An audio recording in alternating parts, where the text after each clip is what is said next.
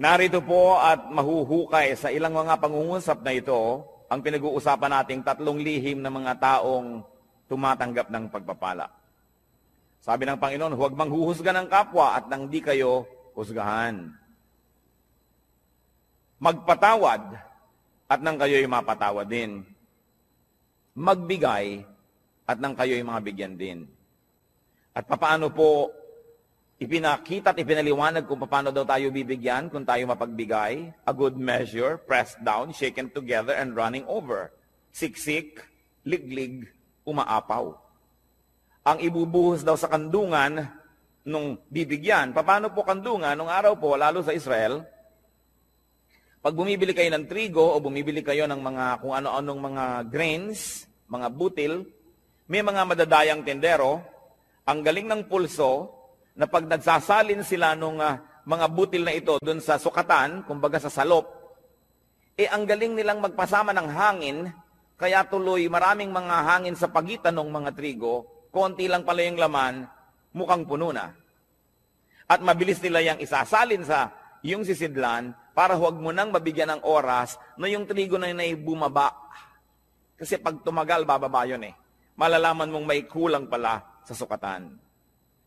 Yun daw ibibigay ng Panginoon, tama ang sukatan, tapos siniksik pa, inuga-uga, para lalo pang bumaba at madagdagan pa uli pag nagkaroon na naman ng espasyo, at umaapaw. At dahil po nung araw, ang tao, lalaki at babae, mahahaba ang mga damit. Pag may binibili kayong mga trigo, wala naman kayong dalang paper bag, wala naman kayong dalang grocery bag, hahawakan nyo ang laylayan ng mahaba nyong damit hanggang makarating sa may gitna ng inyong hita ang laylayan na yon, at para kayo ngayong may malaking bulsang hawak, doon ibubuhos yung pagpapala. Kaya sabi, it will be poured into your lap. Napakagandang makita na yung binigyan ay hindi nagreklamo, nung sukatin niya sa bahay ay hindi kulang, kundi sobra-sobra pa. At narito po yung 3 secrets of blessed people. At pwede rin nating sabihin ito na 3 steps to blessedness.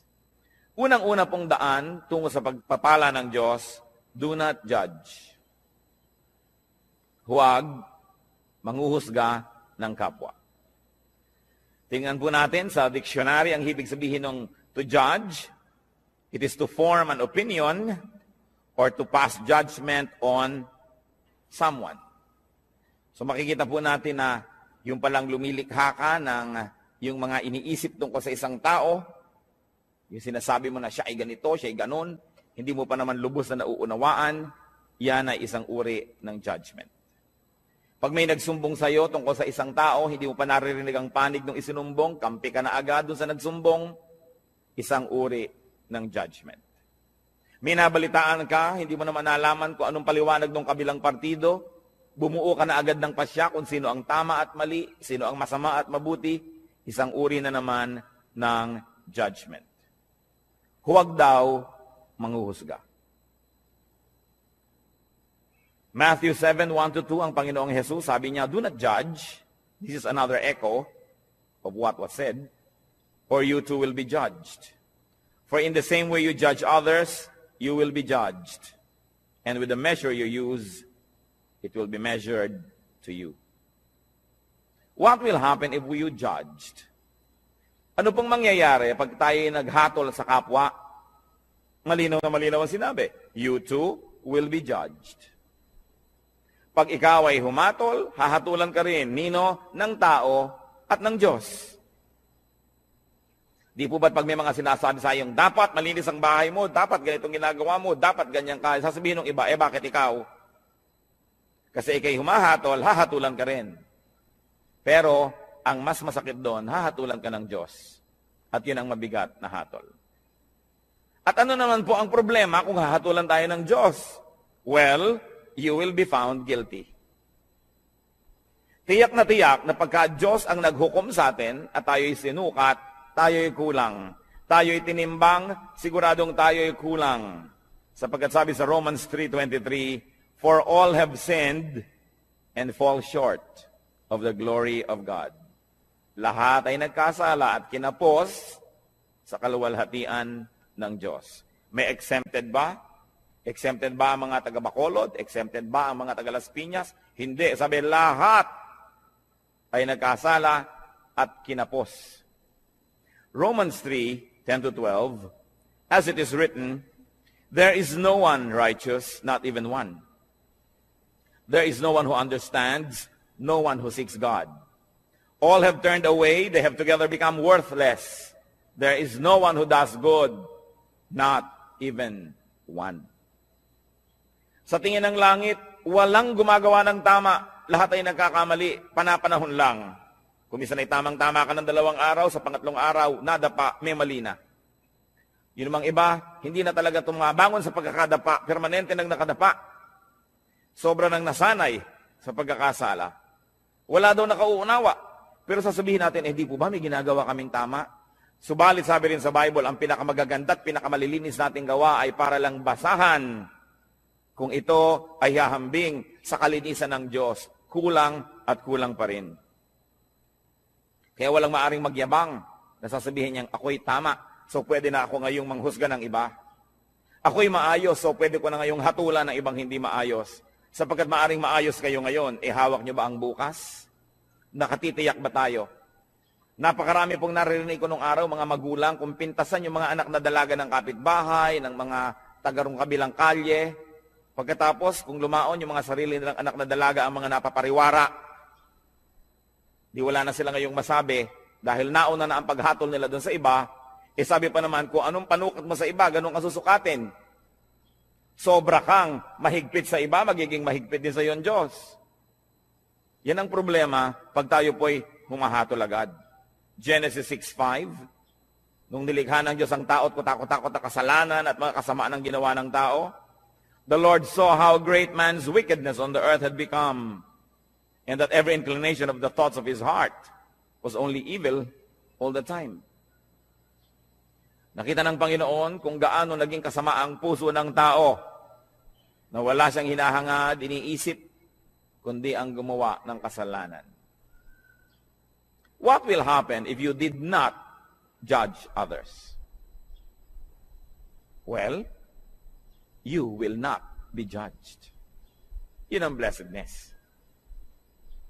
You will not be judged by people. Kasi hindi ka mapagsasabang, bakit ikaw? Bakit ikaw? Kasi wala ka naman binibitawang mga salita na humahamak sa iba at humahatol sa iba. So bakit kasi silipin? Pero ang mahalaga, God will not judge you. Hindi ko po alam kung naranasan nyo na mga kapatid, mga kaibigan, na talagang may ginawa kayong masama, talagang mali, tapos huling-huli kayo at wala na kayo talagang maikakatuwiran at ang kailangan nyo na lang talaga awa ng kapwa. Ang kailangan nyo na lang talaga maunawaan kayo, patawarin kayo. Kung tayo nalagay na sa ganung mga kalagayan, alam natin kung gaano kahina ang posisyon ng isang taong may kasalanan. Kaya ang inaalok ng Panginoon, patawad. Napakataas ng Diyos. At sa kanyang kabutihan, sa ating mga kabiguang siya'y abutin, ay minarapat niyang dumukwang, yumuko at tayo'y abutin. Lumilinis tayo, hindi dahil tayo malinis, kundi dahil tayo'y pinapatawad lamang. Kaya tayo na tumatanggap ng patawad ng Diyos, sino tayo para hindi magpatawad ng iba? Tayo na nangangailangan ng kanyang kabutihan, sino tayo para hindi maging mabuti sa iba? Napaka-importante mga kapatid, you want to be blessed? Do not judge. Pero araw-araw, gaano karami ang inyong binibitay? Gaano karami ang ating ipinapasilya elektrika, pinibigyan ng lethal injection? Gaano karami ang sinisira natin ng puri, pinapakulong natin, sinasaktan natin dahil sa ating mga bibig? Hindi nyo pa alam kung bakit nagkagulo yung 2 tao, may kakampihan na kayo agad. Pag may nakagalit ang inyong anak, ang inyong kapatid, ang kapatid nyo anak at anak, lagi ang mabuti at ang laging masama ibang tao. Wala pa akong nakitang magulang na yung anak niya nag-drugs, napariwara, gumawa ng mga masama, nasasabihin niya, naku, masama ang anak ko. Wala. Laging nahawa sa masasamang kaibigan. Yung mga magulang naman, nung sinasabing masamang kaibigan na yun, yun din na sinasabi noon, ako yung anak ko na influensya lang nung kabila eh. Kailan tayo magbubukas ng mata para tanggapin ang mga kamalian, mga kahinaan natin at ng mga mahal natin sa buhay. Kampi-kampi, we judge people immediately if they cross the path of those people that we love.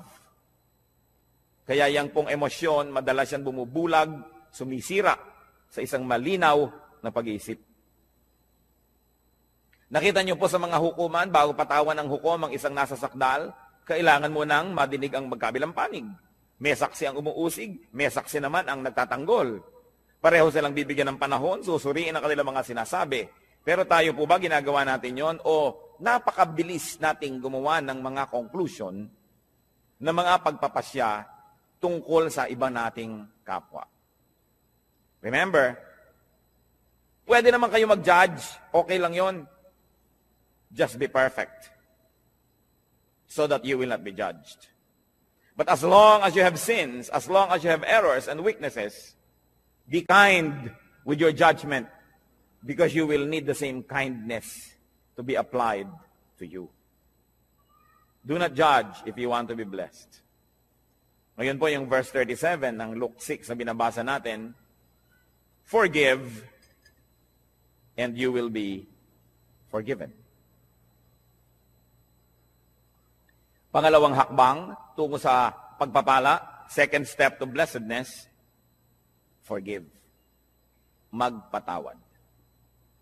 Ano po bang kahulugan sa diksyonaryo ng forgive? It is to stop blaming, tigilan na ang paninisi, or to absolve from payment, huwag nang singilin pa.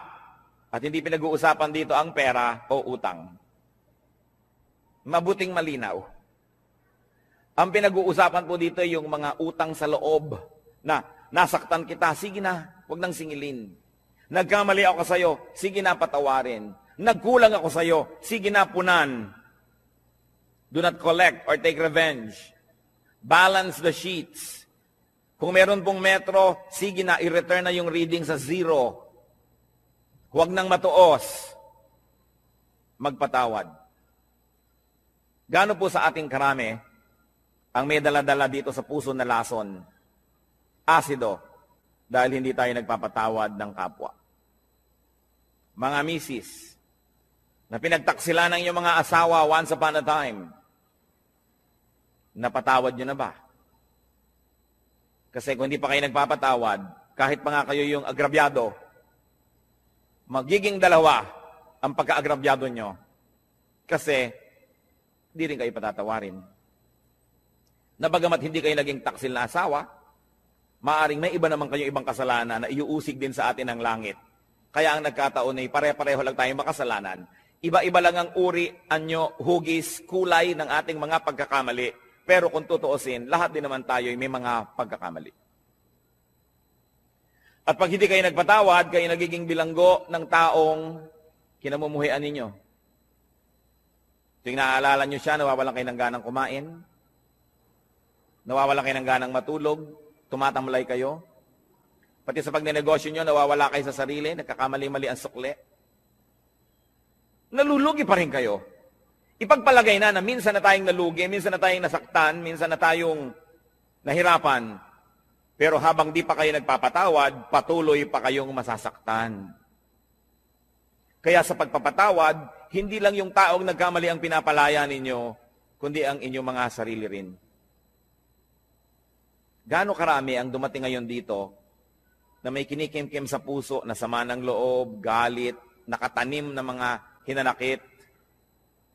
Sayang ang pagpunta nyo rito kung lalabas pa kayo sa pinto ng bulwagang ito na dala-dala nyo pa rin yan pauwi. Alam nyo po ba na kayo'y kinatagpo ng Panginoon ngayon, hindi ito isang aksidente, sapagkat nais niya tayong lahat palayain mula sa spirito ng hindi pagpapatawad.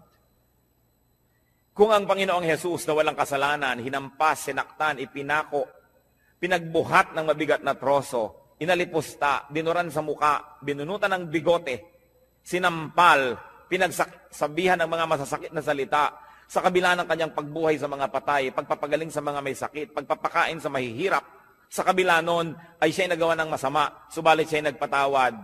Sino naman tayo para hindi magpatawad? Meron din naman tayong nagawang mga masasama. What will happen if you forgave?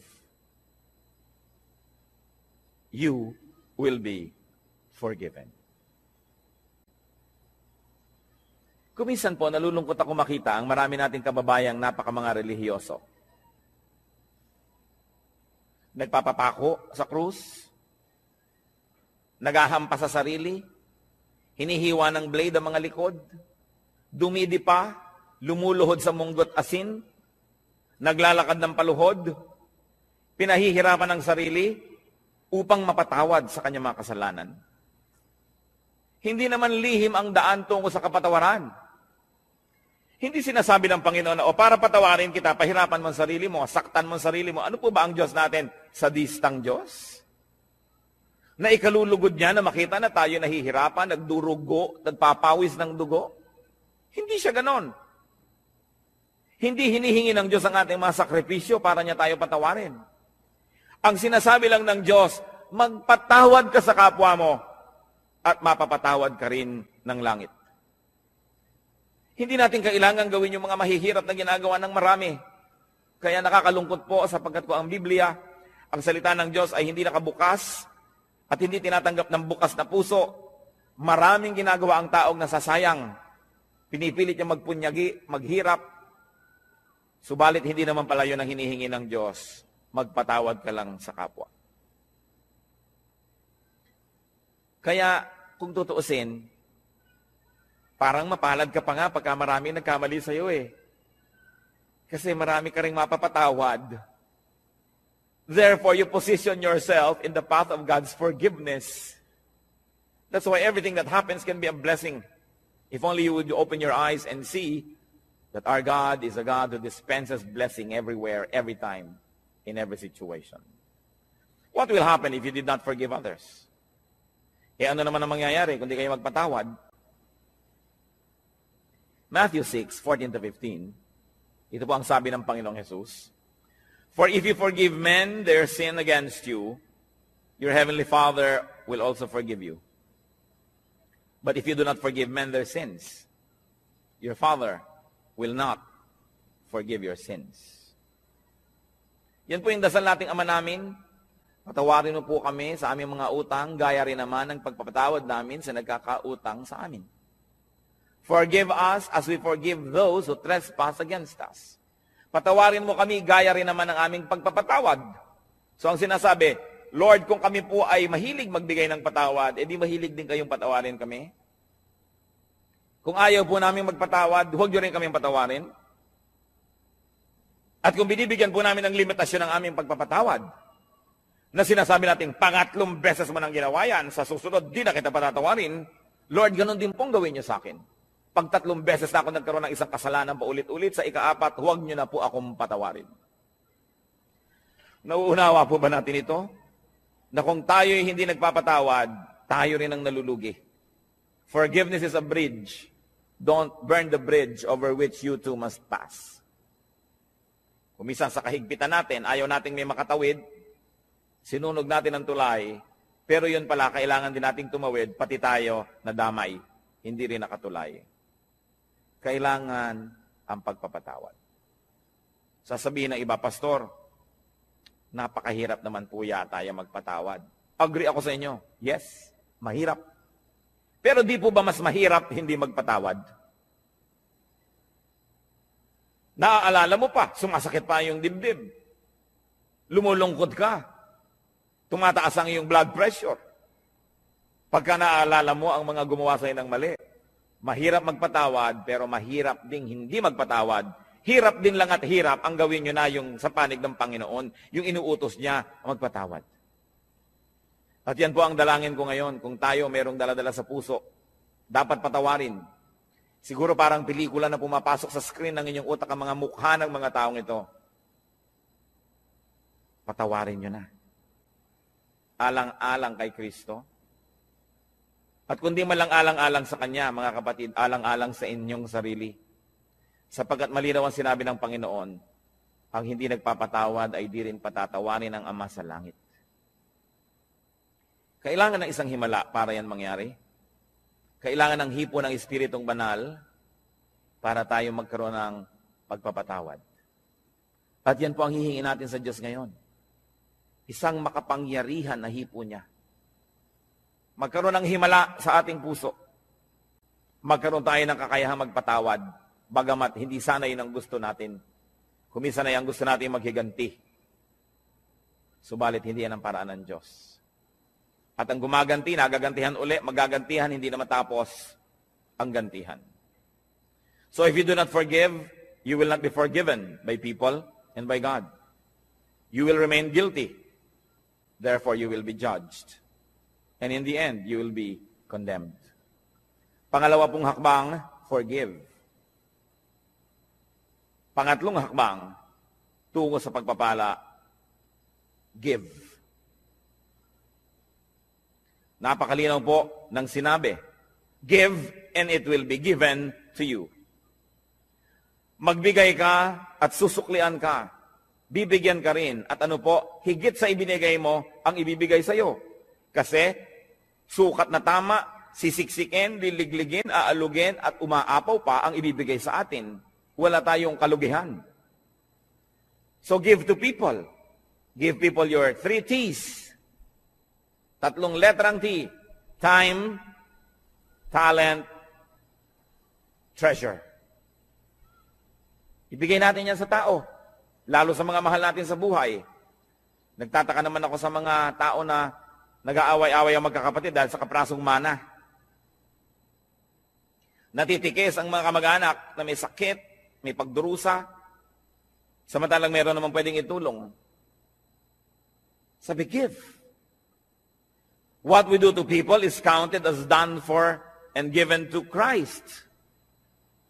Alam niyo po ba na ang pagbibigay sa tao, lalo yung hindi nakakaganti, hindi makakapagbayad, ay inaari ni Kristong sa kanya ibinigay at kung ganon, siya ang magbabayad. Ano po ba ang tunay na pagbibigay? Yung ang binibigyan mo ay walang kakayahang gumante ng mabuti rin. Kasi kung may kakayahan, binigyan mo lang, baka investment lang yan, puhunan, namumuhunan ka lang. Nagbibigay ka ng maganda dahil may kapangyarihan siyang magsukli sa iyo sa panahon na kailangan mo siguro ang tulong niya. Hindi nyo ba napapansin, pagka mayaman ang may birthday, mahal ang mga regalo? Tapos pagkapwa natin mahirap ang may birthday, kung ano-ano lang ng mga binalot na kalendaryo, mga tuwalyang may mga sulat na inchik na good morning, na isang laba mo lang, gapak-gapak na. Kasi mahirap ka eh. Baka hindi ka makapagbigay ng mamahalin sa birthday niya, so ba't kanya bibigyan ng mahal? So hindi nagbibigay, namumuhunan.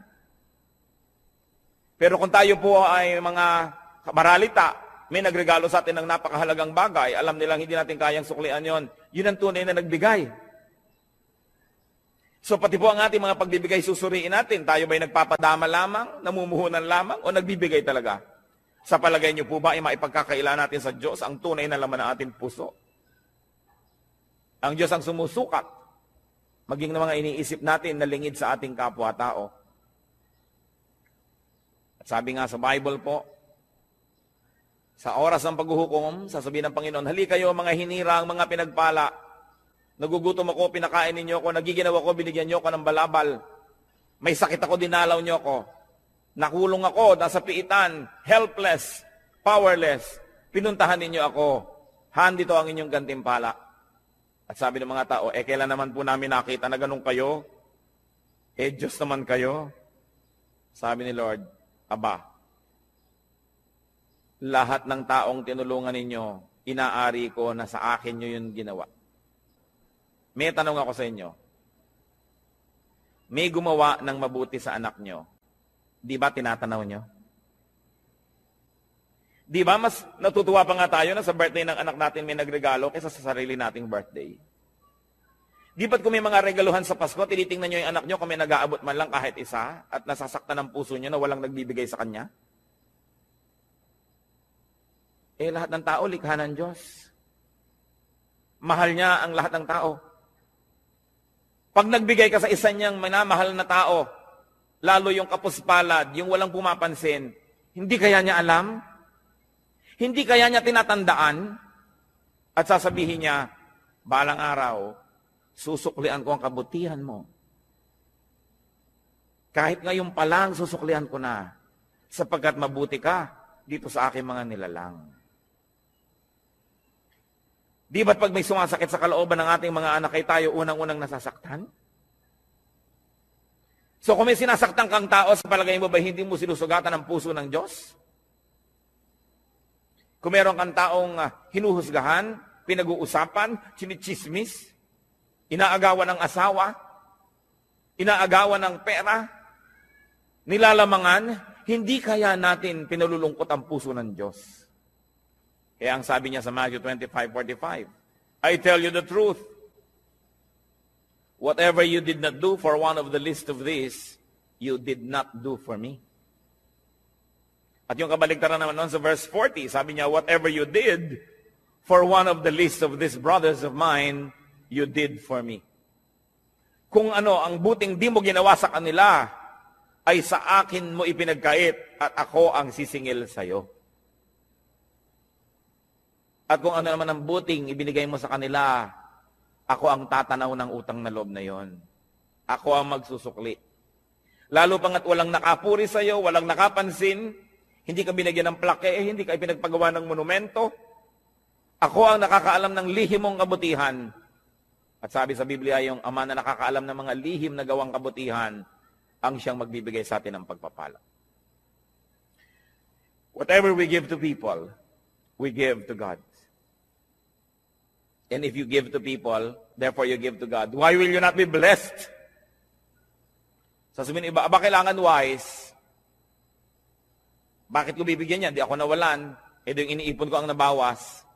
Gaano kahirap ba sa Diyos na ibalik ang gusto niyang ibalik? Kung gusto ba kayong pagpalain ng Diyos, may makakapigil sa Kanya. At kung ayaw kayong pagpalain ng Diyos, meron bang makakapilit sa Kanya? Kaya mahalaga po, yung kasiyahan ng Diyos ang ating inuuna. So we give to people, any people, the least of people. But we also give to Christ's workers. Whatever is given to Christ's disciples, whatever is given to Christ's workers and servants, is counted as given to Christ. Mark 9:41, sabi ng Lord, I tell you the truth. Anyone who gives you a cup of water in my name, because you belong to Christ, will certainly not lose his reward. Kausap niya po ang kanyang mga disipulo. Sabi niya, maski isang basong tubig lang ang ibigay sa inyo dahil lingkod ko kayo, hindi malilimutan ng langit yon at mayroon siyang gantimpala. Gusto nating matuwa ang Diyos, maging mapagbigay tayo sa kanyang mga lingkod. Hindi lang sa mga pastor. Kumisan nga yung mga pastor, marami nang natatanggap yan ng mga regalo. Pero yun bang mga singer, Bible study leader, Sunday school teacher, yung janitor, kasama rin yun sa gawain, yung electrician, yung mga usherette, yung taga-piano, lahat yan ay mga lingkod ng Diyos. Hindi lang ang pastor. Naroon ba naman na darating kayo sa church ay aabutan nyo man lamang ng kalahating kilong longganisa galing sa lokban? Itong pianista. Sa palagay nyo ba, hindi aariin ng Diyos yun, nasa Kanya ibinigay? Lingkod niya yon. Mag-isip-isip tayo mga kapatid, sapagkat maiksi ang buhay. Kakaunti ang mga araw at bilang. Kailangan bawat araw, meron tayong nabibigyan, may nagagawa ng mabuti. Sapagkat ang lahat ng yan ay tinutuos ng langit. Pero mas mabuti sana na hindi natin ginagawa yun dahil tinutuos, kundi dahil talaga ang puso natin ay naging makadiyos na at ang likas sa Diyos ay mapagbigay. Ganon din naman ang ibinibigay natin sa church, sa gawain ng church, inaari rin yun na ibinibigay kay Kristo. What is given to the church is counted as given to Christ because the church is His body. Sabi po ng Ephesians 5:23, Christ is the head of the church. His body, of which He is the Savior. Kung ang iglesia, ang kapatiran ay si Kristo ang ulo at ang lahat ng narito ay bahagi ng kanyang katawan, kung may sinasaktan tayo na tao sa church, meron tayong tinitikis na gawain, may tinatalikuran tayong mga duty, edi ang tinitikis natin ay mga bahagi ng katawan ni Kristo. Pwede bang mahal mo ang isang tao, inaayos-ayos mo yung mukha, pine-facial mo, minamasa-masahe, Pagkatapos, pinuputol mo yung mga daliri, minamartilyo mo yung tuhod. Pwede ba yun? Dahil si Kristo ang pinuno ng iglesia, mamahalin natin ang lahat ng bahagi nito. Pagmamalasakitan, aalagaan, tutulungan. What will happen when we give to people, to Christian workers, to the church? We receive back what we give. Siksik, liglig, umaapaw. You can never outgive God. Katulad ng mga lingkod ng Panginoon, mga pastor, mga misyonero na marami nagre-regalo, tiyak na yung mga nagre-regalo doon dahil una nang naregaluhan noong manggagawa na yun ng Panginoon. Siguro na ipanalangin, siguro inaturuan, na bigyan ng pangaral, na bless, kaya ngayon nagsusukli. Yan ang sinasabi, pag nagbigay ka, may babalik. Ngayon, kung walang nagbibigay sa iyo, kapatid, edi mag-isip-isip ka rin. Baka naman hindi ka rin nagbibigay kasi. Because if you are a blessing to people, the same people will also be blessings to you. Because life is a circle. Pabalik-balik lang. We inhale, we exhale. Araw, gabi, dilim, liwanag. Give, receive. Yun ang buong circle. Ngayon, kung kayo lamang ay receive ng receive, one way. Nakita po ninyo ang mga estero dito sa Maynila, ang mga kanal, bakit mabaho? Bakit ayaw lumakad ng tubig? Kasi barado.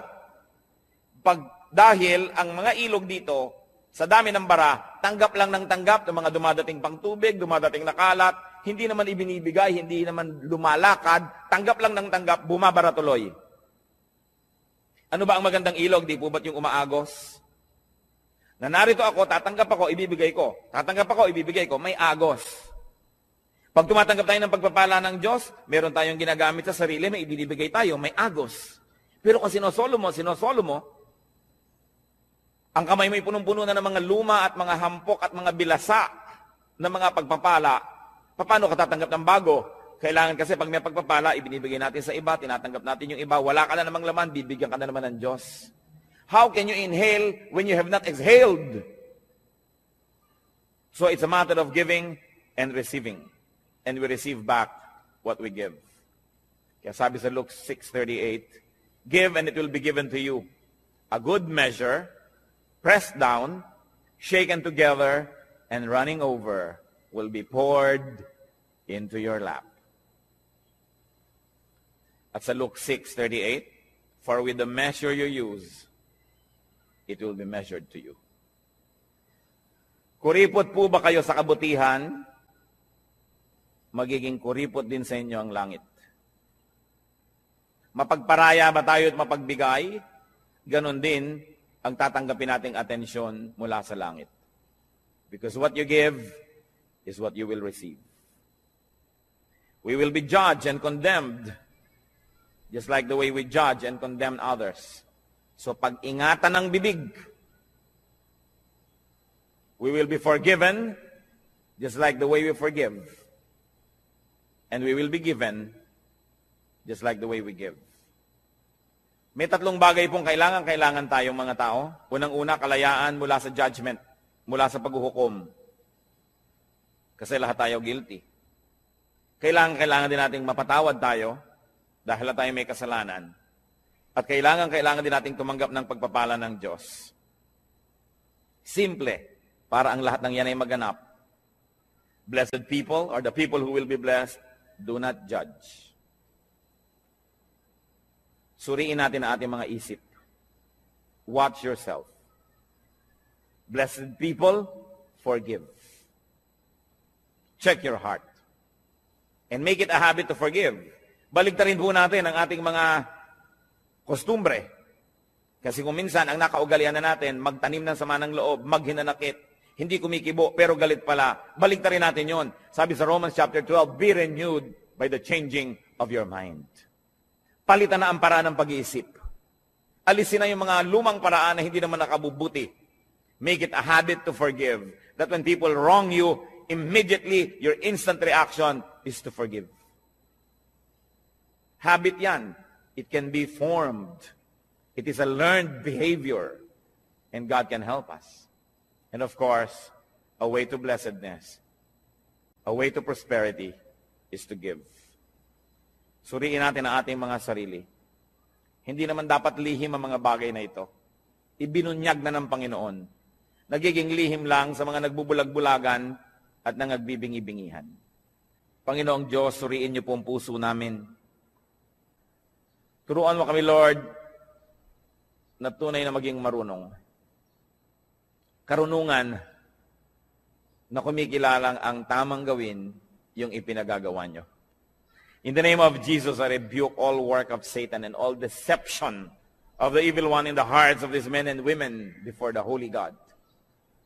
We rebuke and drive away the deception, the burdens, the heaviness, the darkness, and we declare freedom for the people who are opening their hearts to the Lord today.